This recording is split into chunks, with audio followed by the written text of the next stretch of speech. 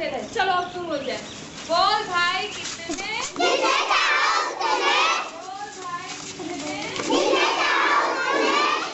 कितने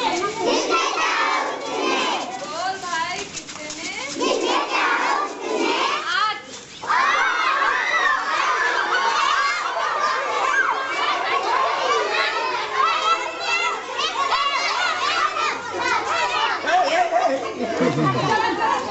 अच्छा बताओ, रसोईयन का चीज है? बर्तन। बर्तन तो बहुत ढेर सारे बात है। कौन बर्तन हो? थाली हो गया, लोटिया हो गया, गिलास, कढ़ाई, भुजिया। हाँ और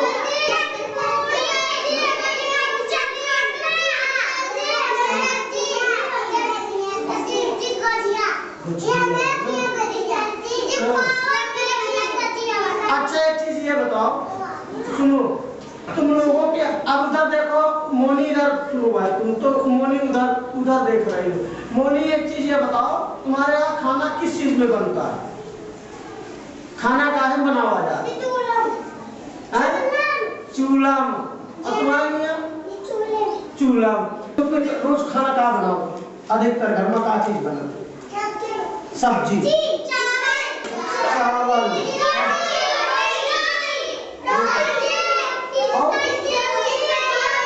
दाल। अच्छा देखो, दाल कैसे लिखा जाएगा? लिखे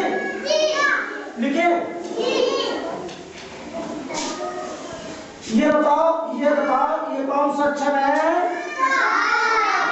दा है ना? दा। हाँ। और ये क्या लग गया इसमें?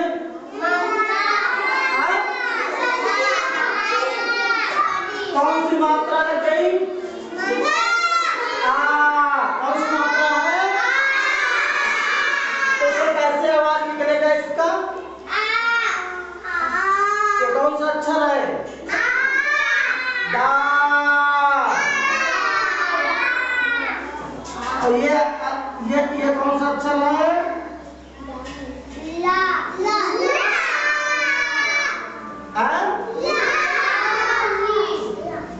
अब ये क्या होगा? देखो इधर देखो, क्या हो गया जब दोनों एक ये हो गया ता, ये अलग है, कौन सा अक्षर अलग है? अब एक दोनों में एक मिला दिया गया तो क्या हो गया? कौन बताएगा? हाँ बताओ, कौन बताएगा? हाँ बताओ, तुम बताओ की बात। देखो फिर दिख रहा है दूसरा अक्षर।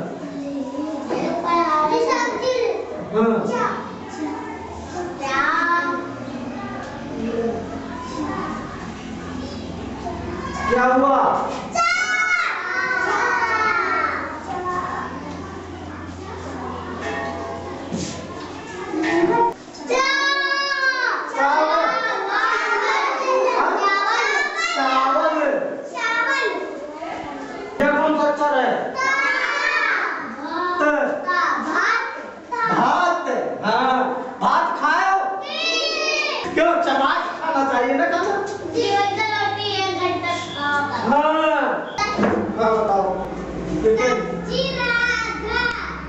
नहीं बताओ।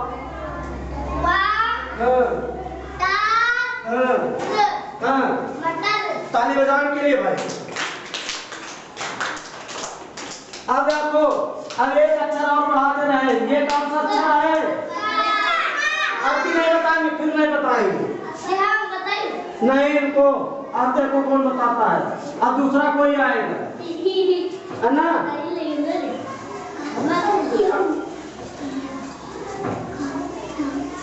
अब इसको बताओ कौन बताएगा? हाँ आओ। हाँ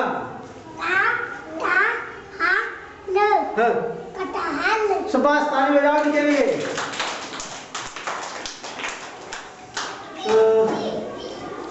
चलो अच्छा, धान बताओ कहाँ पैदा होता है? और धान जब चक्की में ले जाओ या कुटाओगे तो उनमें से कहाँ निकलत?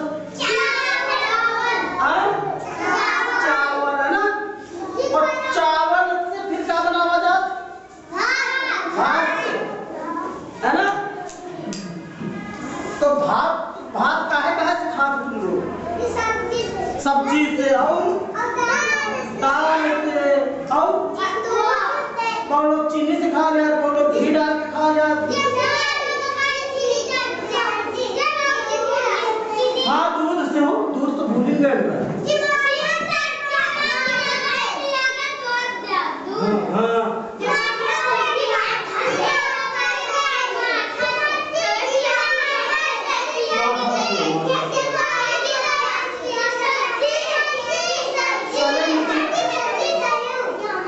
जो आज खुलापन हमारे विद्यालय में है वो केवल भयमुक्त शिक्षा, और हम मतलब हर तरह से बच्चों के बीच में बैठ करके उनकी तरह बातचीत करना, बिल्कुल बच्चा बन जाते हैं। यही कारण है कि हमारे बच्चे जो आज इतना प्रोग्रेस कर पा रहे हैं, और अपनी बात मेन चीज़ उनकी जो हमारे उनके बीच की जो बातचीत है, वार्तालाप है, उससे हमको शिक्षण कार्य में बहुत आसानी, मतलब उनको समझाने में बहुत आसान लगता है, क्योंकि उनके परिवेश से जुड़ी हुई चीज़ें हम अधिकतर उनसे बातचीत करते हैं बच्चों से। छोटे बच्चे हैं, अगर उनके बीच में हम किसी तरह से घुल मिल करके भय मुक्त शिक्षा देने के लिए हम उनके बीच में बिल्कुल बच्चा जैसे उनके साथ व्यवहार करें।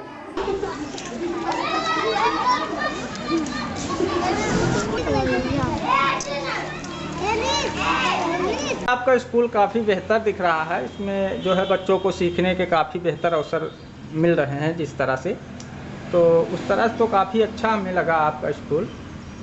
तो अगर देखा जाए तो 2-3-4 साल पहले आपका स्कूल कैसा था, क्या उसके बारे में भी बताना चाहेंगे आप?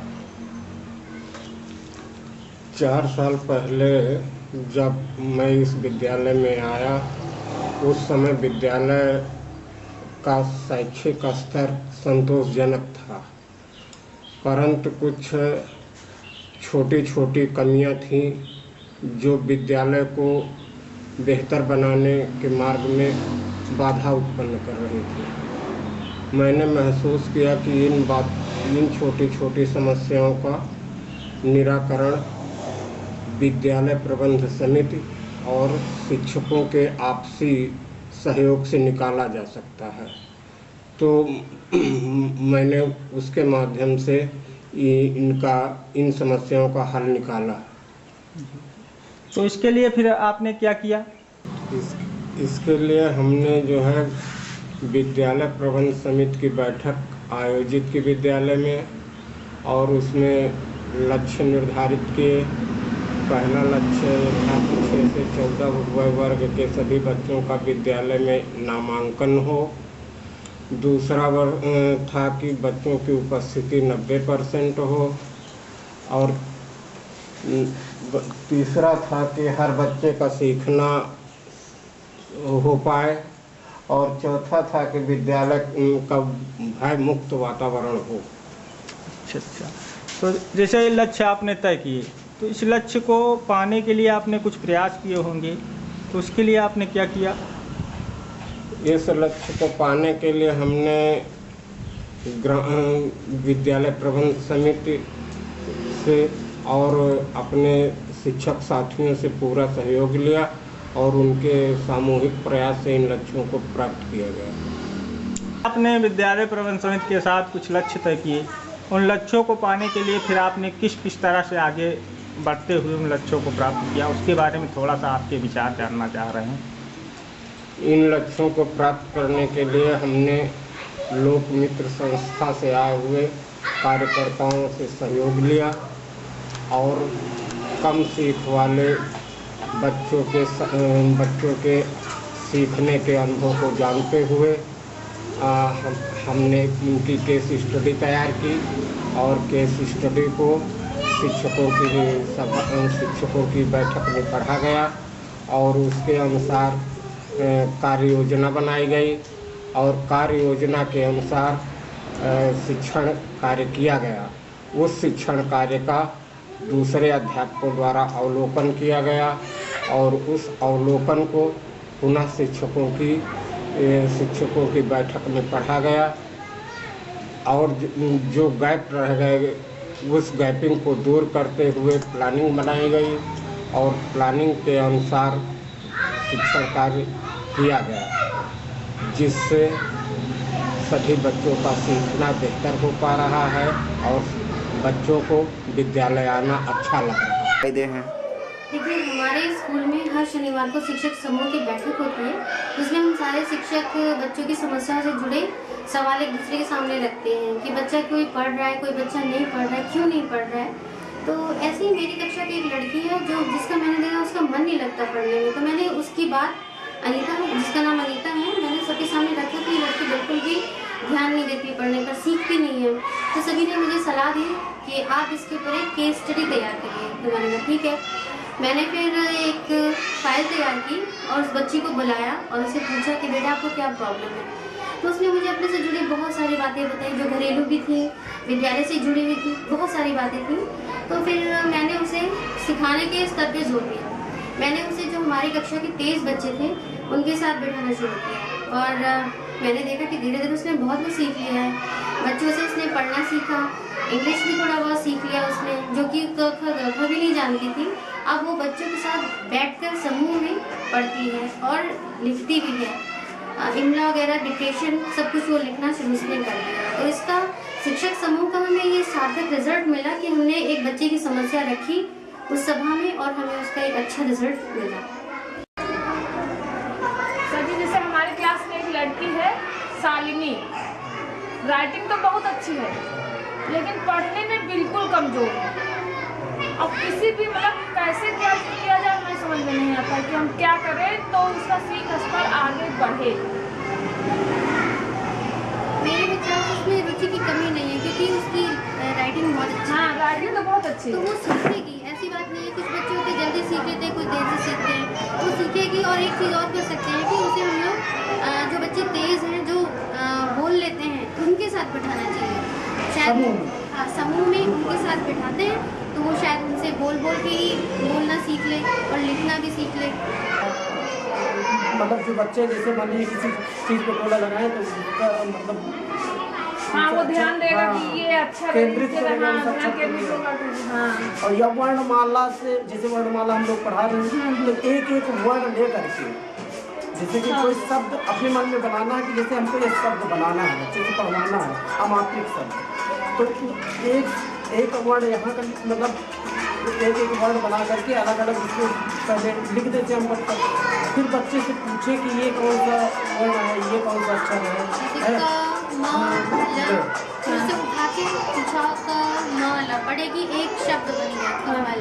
और फिर बाद में चित्र भी बना देंगे कि देखो ये कमल है, कमल एक फूल है।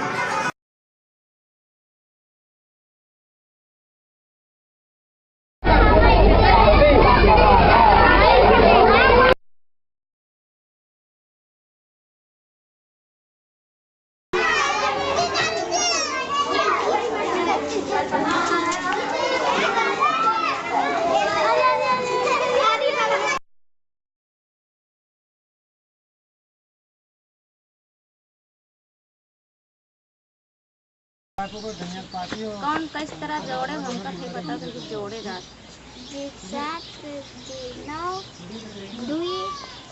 जिनका मम्मी जिनका जोड़ देना जी जी 8 हवा एक ऊपर हाथ से लगे ना 8 ही लिखे। तो ये 8 हो गए क्या? 18 हो गए, 18 है ना, 8 ही लिखे ऊपर 1 लिखे।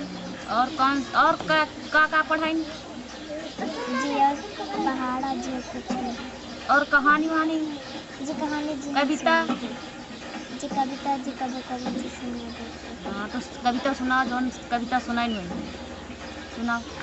डाली डाली